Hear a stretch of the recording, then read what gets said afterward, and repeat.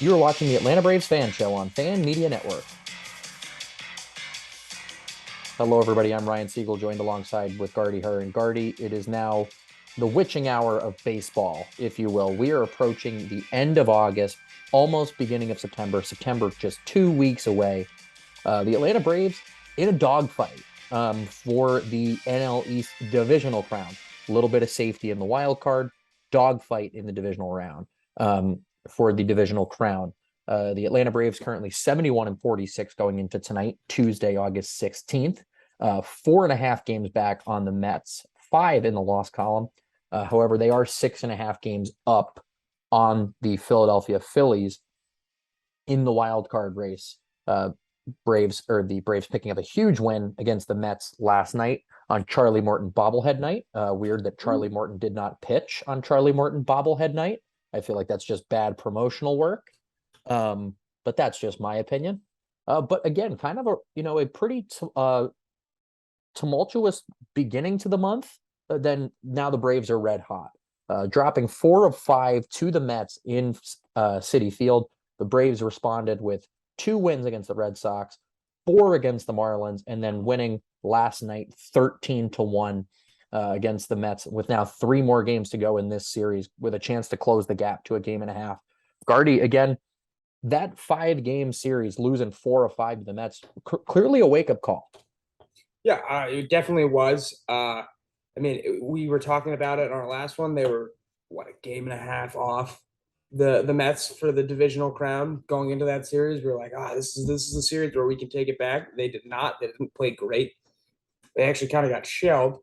But then, as you said, they bounced back. They've won 7 in a row, which gotta win games in baseball. You're right. We are at the witching hour. We're at that point where sweeping the Marlins in 4 games really does start to matter now because, as you said, we have some cushion in the wild card. We're 6.5 games up. We are now 4.5 games back, 5 in the loss column in the NL East, but have a couple more games to try to take some of that ground back. Verbal meme here, Jordan. I took that personally. That is how I feel what the Braves have done, especially with that 13 to 130 would be really nice. 13-1 whomping of the Mets last night. I loved how they played the trumpets that they do for Edwin Diaz after Willie Contreras hit a home run in the first inning, which the Mets broadcast said something roughly that was like, Willie Contreras is usually the catcher. He's DHing today for some reason. The position he played in the All-Star game somehow. And I was just like, dude, why are you ripping on Willie Contreras for being an all-star? Your catcher was not an all-star. I'm sorry that our other catcher, Travis d'Arnaud, you guys DFA'd and he helped us win a World Series last year. And you guys are known for blowing leads in September, but you don't need to be coming after Willie Contreras for doing everything right.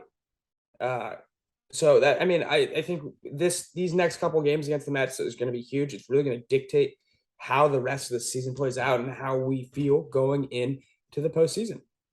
Absolutely. And again, talking about that baseball playoff format,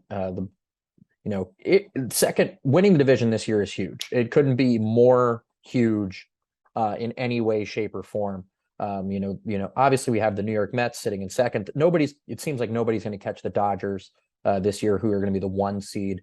But the Mets are 10 games up on the St. Louis Cardinals for the Central Division. And those top 2 seeds getting that first round bye, getting a little bit of extra rest for those arms in the rotation, and a rotation, might I have you, and a pitching staff that is currently leading the MLB in strikeouts with 1,111, 3 more than the New York Mets, who are sitting at 1,108.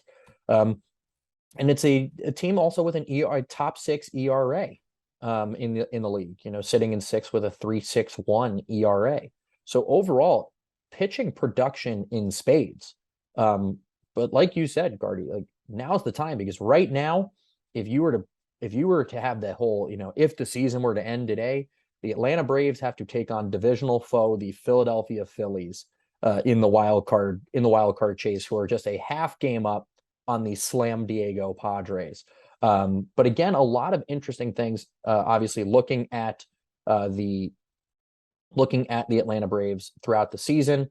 Vaughn Grissom at second base, just kind of emerging out of nowhere in the last 6 games, red hot to start his start his season this year in the league, hitting 429. Dansby hitting 294.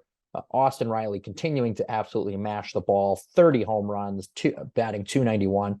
Ronnie Acuna Jr. starting to find his stroke again after a slower second half of July, hitting in the 280s. But again, Gardie getting production now up and down the lineup and starting to see some more consistency with pitching, especially with the winner of last night's game, Spencer Strider. Best That's mustache it. on the team. Oh, great mustache. Phenomenal mustache. But exactly what you're saying, we're getting production up and down the lineup. What's really cool about the Vaughn Grissom story, too, is that he only had played 25 games, I believe, either above double A ball or above single A ball. I can't remember which. But so not a whole lot of time in the minors. Very young guy, kind of is up there with Michael Harris II, another guy they brought up very quickly and has been succeeding, showing that you can play on the stage, and if you know what talent looks like and you see it, that talent's going to perform. A little something on the Ronald Acuna Jr. As I said to you pregame. First of all, it's better to get hot at the end of August than it is in the end of June. And then on top of that, at least our star player we just signed to a massive contract extension isn't bad at riding motorcycles and taking ringworm medication, because that's just a whole dumpster fire. Speaking of the Los Angeles Dodgers in the NL West, you pay all this money, you trade for Juan Soto, who they're going to definitely pay all this money. They've been playing payers at the wazoo. Then Fernando Tatis Jr., he signed to that $340 mega contract, is not going to play a single game this season. Going to make $6 million, going to make another 11 next year. And he's suspended for a bunch of those games too. And at the end of the day, they all just watch the ball fly over their head and don't get to play any defense. So if I'm a Braves fan, which I am, as we all well know, I'm sitting here very happy that this is how we're feeling. As I said, it's going to be huge to see what we do against the Mets, but I'm feeling really positive right now. Yeah, you kind of have to be. You really don't have a choice any other way.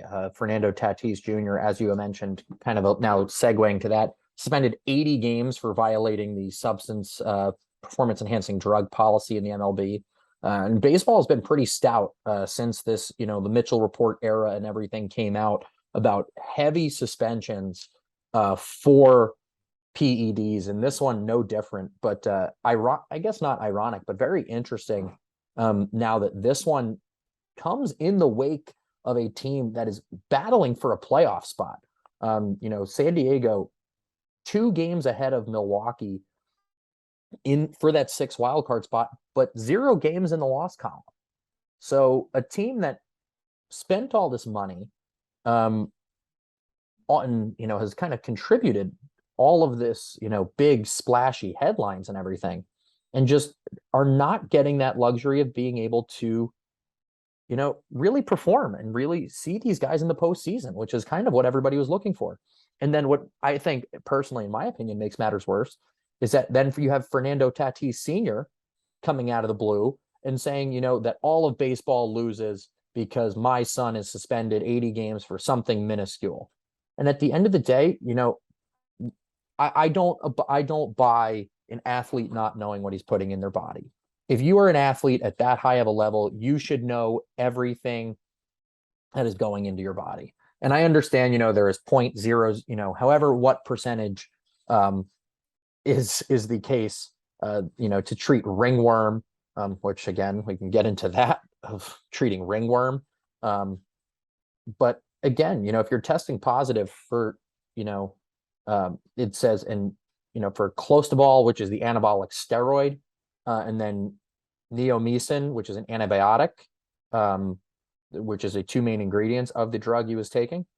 I think at the end of the day, like, you just need to, this is just too good to be true. For everybody who said, they are spending all this money and they are not performing, now they lose one of those key pieces that is given that $340 million price tag.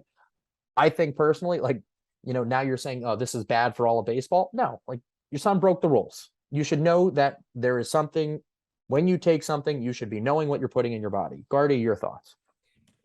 He signed a contract, and that contract says that like it says you can't take these things. I mean, it's the same in any situation, regular life or not.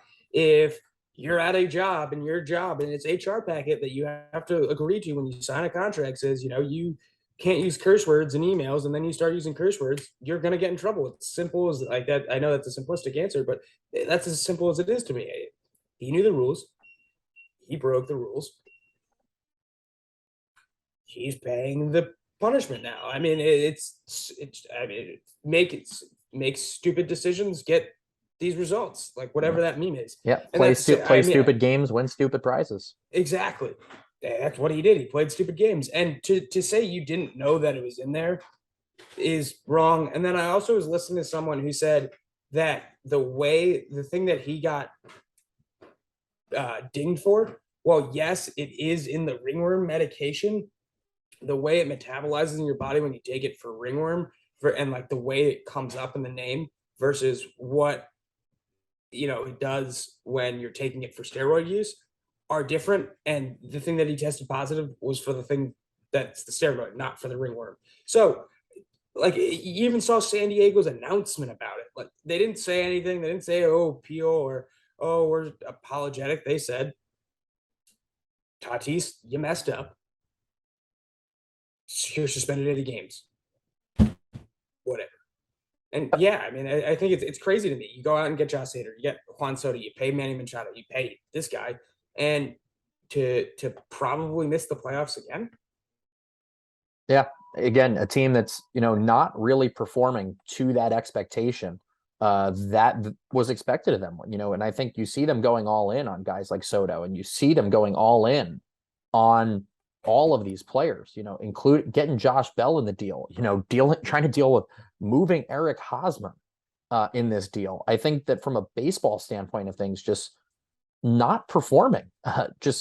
Yes, you win 2 out of 3 against the Nationals. You win 2 out of 3 against the Giants. You get swept by the Dodgers. You split with the Rockies. You lose to the Marlins. Like, this is a lineup that shouldn't be losing to the Marlins. You shouldn't be losing 2 of 3 to Detroit. Like, again, from that standpoint, just kind of an embarrassment across the board for San Diego. However, looking ahead to this week for the Braves, getting back onto more positive, lighthearted, feel good Tuesday news. Again, the Braves tonight, 7:20 p.m. Eastern time start at Truist Park. Again, Charlie Morton on the bump tonight. Again, I think personally, Charlie Morton bobblehead night should be tonight. That ship has sailed. Thanks a lot, Braves PR department. I'll go sit and spin. Hey, don't hate on Kennesaw State night. No, Kennesaw State night is just fine, but you should partner that with Charlie Morton bobblehead day. I'm just saying. And then Taijuan Walker on the hill for the Mets. But most importantly, again, this is a fan show on Fan Media Network. We want to hear from you, whether it's at home, on the road. We are in the playoff push here for the Braves. Maybe we'll have you on, or maybe we'll tell your story. Again, the Braves gunning for back-to-back World Series titles. Nobody has done it since the Yankees in 99 and 2000. So only time will tell. But thank you for tuning in to this week's episode of the Atlanta Braves Fan Show on Fan Media Network. To host a fan show or appear as a fan on a fan show, create a profile in Fan Media Network. Then look for the news page in our website and fan show resources page. Help yourself. We give show hosts a show graphic in team colors, a simple short show format, tips on pre- and post-production, ideas to get fans and guests on your show, Apple News distribution and show sponsorship sales and services to help featured show hosts earn money. Show hosts use our iPhone app to publish their shows. Our website supports Android users.